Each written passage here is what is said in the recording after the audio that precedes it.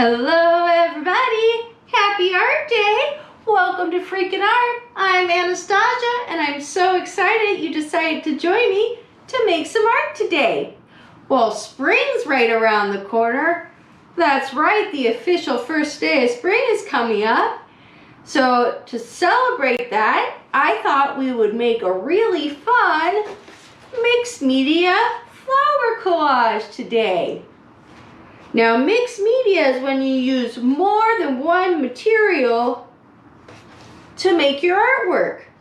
So in the case of our Spring Begins flower collage, we're using some cupcake holders, tissue paper, and construction paper. So for today's class, you're going to need some glue, some scissors, a pen or pencil, some cupcake or muffin papers. I have really tiny ones, but any size works.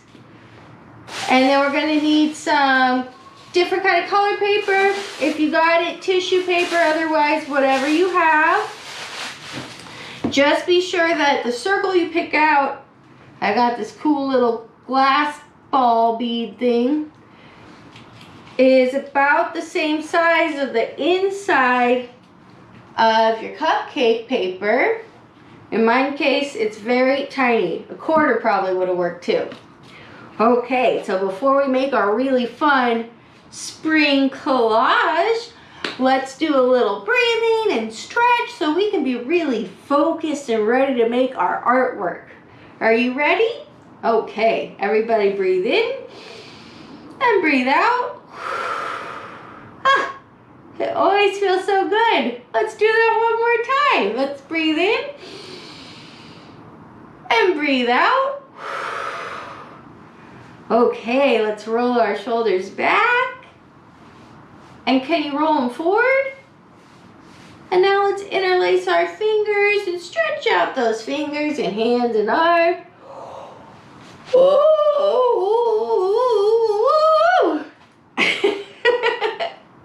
Well, I feel focused and ready to go. I hope you are too. I'm going to put things out of the way so we can make our art. Okay. I'm going with a really nice bright blue for my background. It also matches a super fun mini cupcake papers I have. I'm going to put my cupcake holders inside out, just so you can actually see the pattern. If you just have white ones, feel free to make your cupcake holders as colorful as you want. It's your artwork and it should look like your artwork. But I'm gonna go ahead and use these super fun rainbow stripe ones. I'm just gonna be flipping them inside out. But you might not have to do that for your cupcake holders if they're white or if they're colored all the way through. Okay, so I have a really nice bright blue, so it looks like the blue of the sky. So let's cut out our circles and our stems and leaves for our flowers. So the first thing you're gonna have to do is decide how many flowers you think you want. I went with 1, 2, 3, 4, 5, because I like odd numbers. So, I got one already inside out. Remember, you might not have to do that. I'm just putting mine inside out so I can see that fun colored stripes. 2, 3, we'll need 2 more. 4, and 5. Okay, I got my flowers. Now I'm going to trace 3 circles for the center of my flowers. I'm going to go with a really nice bright yellow to match my fun rainbow striped flower here. I'm going to use a pen. You could use a pencil. You should probably do it flat on the table so it's easier for you to draw. But I'm going to do it up here so you can see what I'm doing. Now remember, if you use the pen, you could always put on the glue on the side that you drew on so you don't have to worry about that mark messing up your awesome artwork. So we're tracing 5 circles. Here we go. 1, 2, 3, 4, 5. Now I can put my little circle to the side, and I'm going to cut these out. Now remember, don't get too stressed about trying to cut exactly on the line or make it really smooth. Just do the best you can do, and that will be good enough.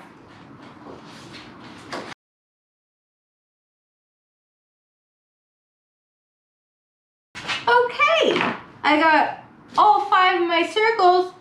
I've just put them inside of my little cupcake papers to keep them safe. Next, let's cut out our stems.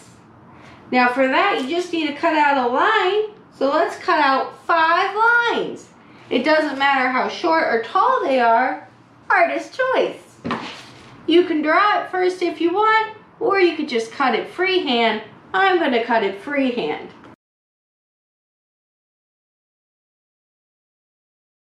Okay, now we should have 5 stems. You can see I did mine different widths, so they're different thicknesses and different heights. So it would be interesting, and I could put the tops of my flowers at different parts. So let's put these to the side. Now we can cut out our leaves. You don't need leaves if you don't want leaves. Maybe you just have one tall stalk and it's very strong. But I'm going to cut out some leaves. I'll draw a shape first so you can see what I'm doing. But again, you don't need to draw it. Your leaf could be whatever shape you want it to be, and you could have 1 leaf, you could have no leaves, you could have 2 leaves, you could even have 3 or 4. It's up to you.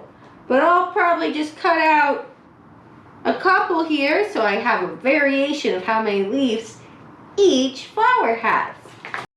So I got my scrap piece of paper here so I'm not wasting my paper. And I'll go ahead and draw a couple leaves so you can see the shapes that I'm using. But you can do whatever you want to do. So it's kind of like a teardrop or an oval with a point. So there's 2 of them. Maybe I'll make some really skinny long ones too. There's 2 different shaped leaves. So I got short, fat ones, and I got long, skinny ones, and I like them both. But I'm going to do a couple more, so at least my flowers each have at least 1 leaf. Okay, now I've drawn a bunch of leaves, and I'm going to cut them out. Now remember, I'm not too worried about cutting it right on the line, because I can always put my glue on the side with the mark. Okay, now I have a bunch of leaves and some stems and some flowers with the little centers all over the side. Now we're going to put in some clouds. So in my example here, I used tissue paper, but you can also use regular white computer paper or construction paper or a combination of the 2. What's nice about the tissue paper is that it's transparent. You can see through it. So you can see a little bit of the blue of the sky coming through, which is how real clouds look sometimes. So if you have tissue paper, grab your tissue paper and some glue, and we'll put down our clouds first. Now what's nice about this is you don't need any scissors.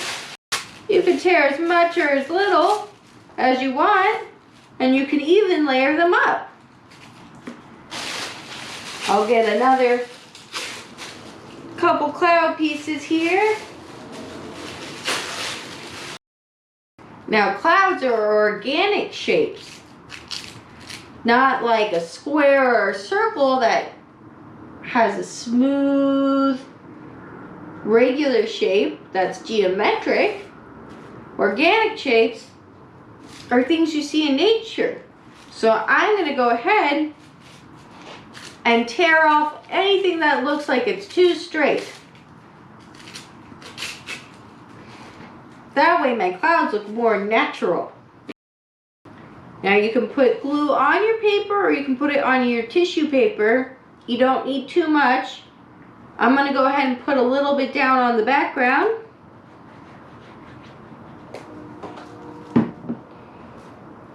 And stick down my first cloud. Now we're putting our clouds down first because they're in the background of our piece of art. That's right, they're the piece of paper in our composition that looks like it's the furthest away from us. So that would be the background. So as artists, we always work on the background first and work forward to our middle ground and then our foreground. So this one I'm putting a little bit of glue on the actual tissue paper so you could see the difference. You could do both. Artist choice.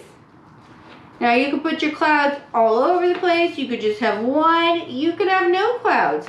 Maybe it's a perfectly blue, beautiful spring day for your collage. And you can see I'm just doing a couple dots. You don't need to cover the whole thing at all. Whoa. Tissue paper, it's really delicate. So we gotta be sure not to get frustrated if it rips, because we can still make some beautiful pieces even if our shape is different than what we intended it to be.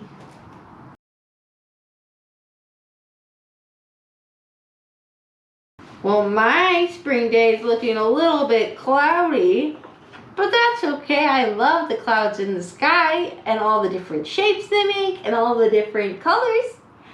And you can see, or at least start to see, when I'm overlapping my tissue paper, I get more opacity. So that means it's more pigment right there. So it looks like it's a thicker cloud.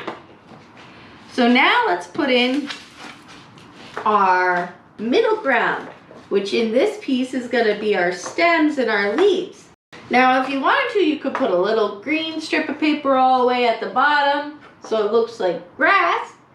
Since it's a mixed media collage, you could also use your crayons or paint to put in that ground. I'm just going to go ahead and pretend like the ground's right here, right beneath what you're seeing. So the sky is coming all the way down. And I'll just put my stems and my leaves right against the bottom edge here. So grab your stems, we'll put those in first. Put a little bit of glue on the bottom.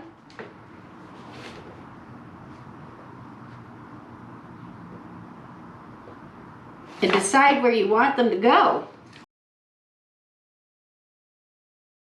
Okay, I got all my stems put in. Now I'm going to put in my leaves. Now maybe you cut out all different colored greens and for your leaves and all different shapes. Because remember, this is just a guide and your imagination is that only limitation on your creativity. So your spring mixed media collage could look completely different than mine, and that would be wonderful. Okay, I'm going with 2 right in the middle. I did 1 on either side.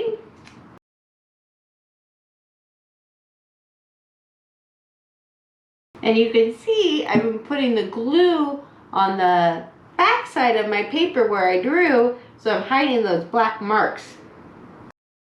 Okay, I've got my background and my middle ground in with my clouds and my stems and leaves. Now we're going to put in our foreground.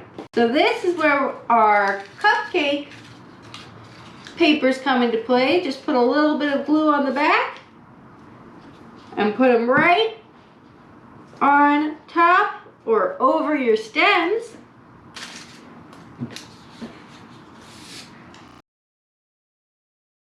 And now, for the final step, we're going to put our little pollen pieces inside of our cupcake papers.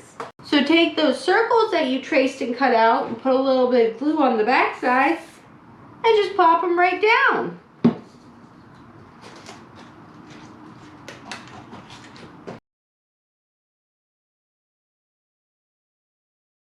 And there we go. I think that looks great. We have our very own mixed media spring collage. Now what I think is also really cool and maybe an unintentional thing is with the tissue paper is you see the spots that you made on it come through so it makes its own design. Isn't that neat? Well, I hope you enjoyed today's class. If you did, please like and subscribe and share with your friends. It really helps me continue to create these fun art classes for you guys online. And of course, I really want to see your Spring Begins mixed media collages. So please send me your pictures, either tag me on Instagram at freakinart or email me at hellofreakinart or send me some snail mail. That information's going to be down below so we can look at your artwork together. I hope you enjoyed today's class and I can't wait to make some more art with you guys next week. See you soon. Bye.